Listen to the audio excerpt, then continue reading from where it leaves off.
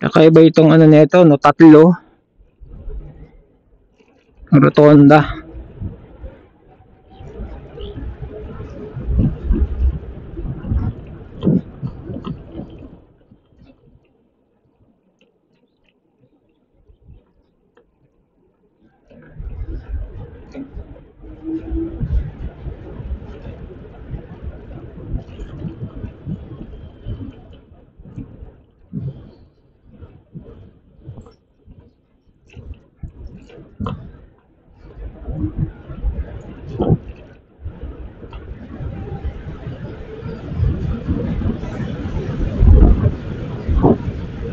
Sarap ah, 70.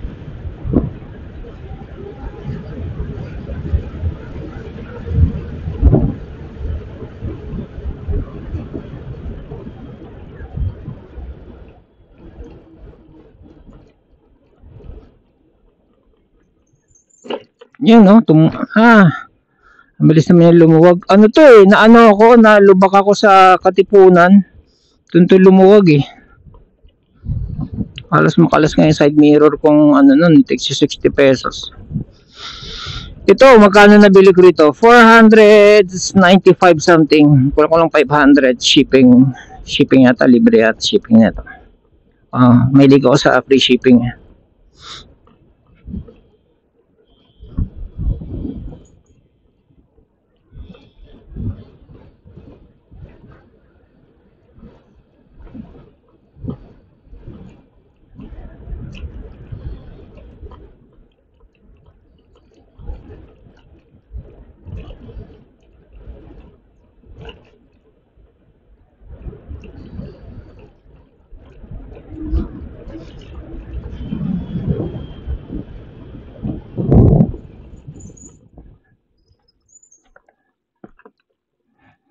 Kukwentahin lang ako ah.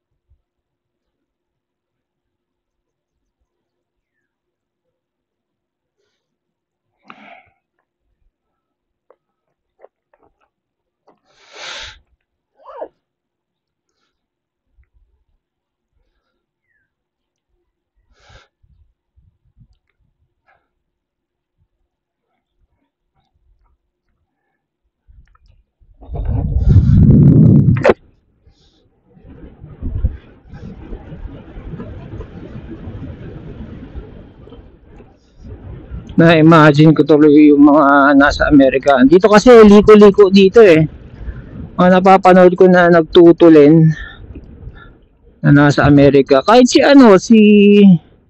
Adobo Moto, kung magpatakbo matuloy yun, naka GXR yun, di ba? Tsaka meron siyang GXR tsaka hindi ko matandaan. Meron siyang mas malakas pa sa GXR eh.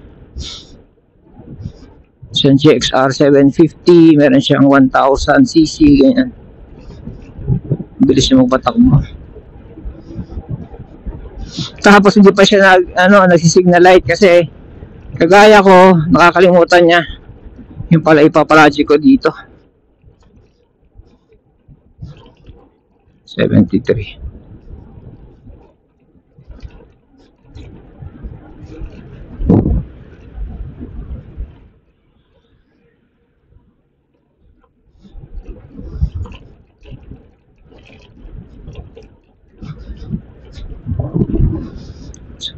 Kain mo na. At si teacher, ayaw niya kumakain sa inasal. Ako kasi, kaya gusto ko sa inasal, dahil yung manok niya, inihaw.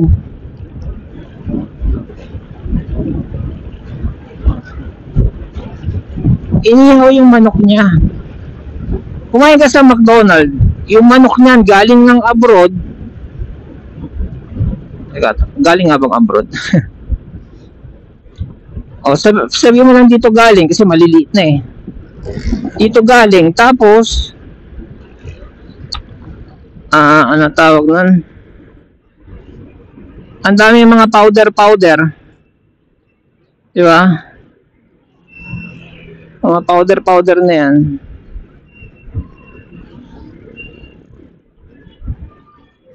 Yung gravy, galing yan sa pinagmantikaan, di ba?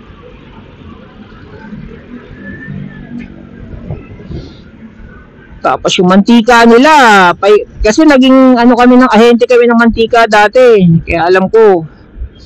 Dati yung mantika nila, meron silang standard pag ganito, medyo ano na, magpapalit na. Ngayon hindi na, nire-recycle na nila sarili nilang mantika. Kaya pag kumain ka sa Jollibee, ang pangat ng lasa. Sa McDonald's, nakakita rin ako noon, nagre-recycle sila ng mantika. Kaya, I don't eat kahit chicken din sila. Hindi ano yung chicken nila. Ayan o, inasal o. Tapos hindi ako nagso-soft drinks. Gulaman. Inaano ko gulaman. At least yon. Ano nga ba?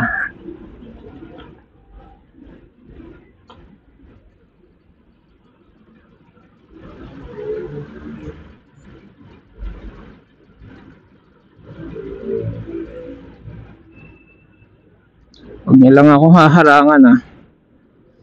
Nasa na pumarada ako dito, hinarangan ako eh.